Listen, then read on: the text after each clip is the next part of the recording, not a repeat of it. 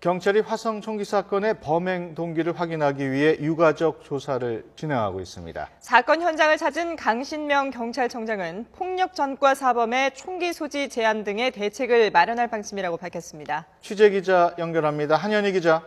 네, 사회부입니다.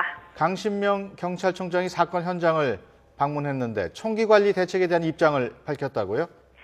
네, 그렇습니다. 이 사건 현장을 방문한 강신명 경찰청장이 앞으로 폭력 전과 사범에 대한 총기 소지가 제한될 수 있다는 입장을 전했습니다.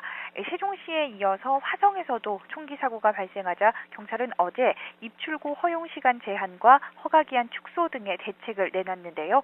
총기 소지 허가 결격 사유에 범죄 경력을 포함시킬 법적 근거를 마련하겠다는 어제의 입장을 다시 확인한 겁니다. 강신명 경찰청장은 오늘 오후 1시 50분쯤 사건 현장에 최초로 출동했던 남양 파출소를 방문했습니다.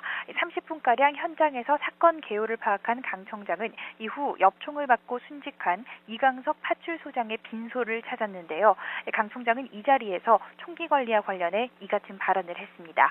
앞서 이번 사건 피의자 전모 씨가 전과 6범인데도 아무런 제지 없이 엽총을 소지해온 사실이 알려지면서 총기 관리에 허점이 있다는 지적이 나오기도 했습니다. 네, 이번 사건의 범행 동기에 대해선 밝혀진 게 있습니까?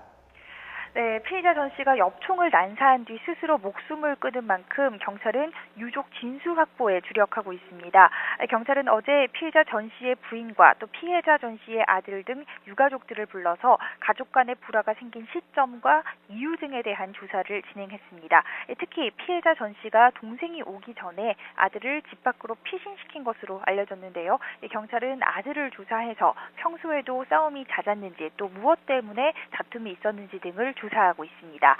경찰은 또 사건 당일 상황을 확인하기 위해서 현장에 있었던 며느리 성모 씨의 상태가 안정되는 대로 조사를 진행할 방침입니다. 또 피의자 전 씨가 술에 취해서 돈을 달라고 협박을 자주 했었다는 진술도 나온 만큼 다음 주부터 숨진 전 씨 가족의 계좌와 통화 내역을 살펴볼 방침입니다. 이와 함께 사건 직전 피의자 전 씨의 행적을 파악하기 위해서 주변 CCTV 등도 분석하고 있습니다. 지금까지 사회부에서 YTN 한현입니다.